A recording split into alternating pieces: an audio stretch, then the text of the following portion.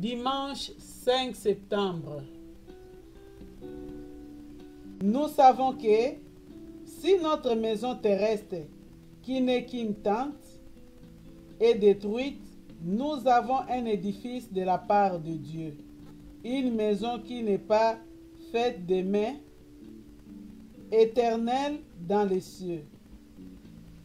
2 Corinthiens 5, verset 1. Maison.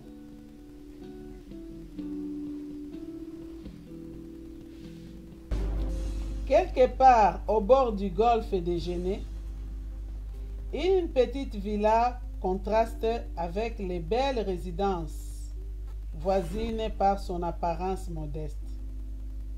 Si vous vous approchez, vous pourrez lire la devise suivante: Morituro satis, suffisant pour qui doit mourir. Cette formule exprime la sagesse de son propriétaire.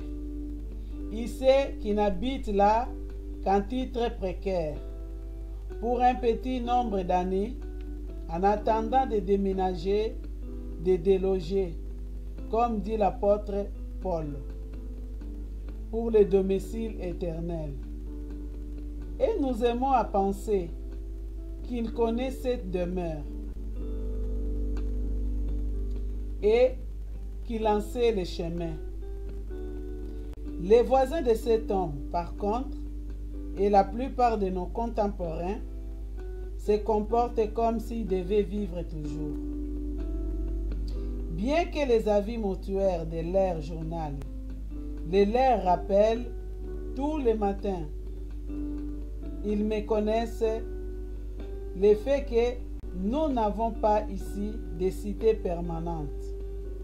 Et surprudents pour assurer leur avenir terrestre, ils sont d'une inconservable négligence en ce qui concerne l'au-delà de la mort, leur demeure définitive.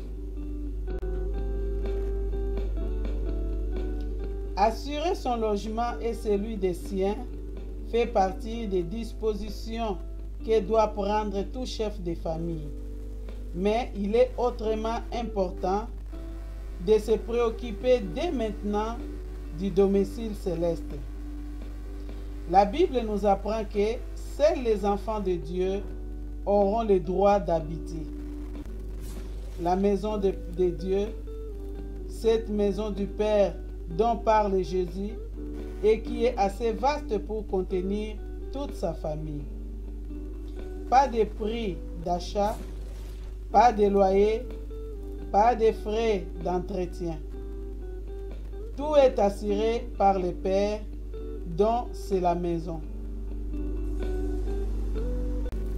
Et le croyant peut envisager avec une parfaite sérénité le moment d'échanger sa maison terrestre, qui n'est qu'une tente, contre une maison qui n'est pas faite de mains, éternelle dans les cieux.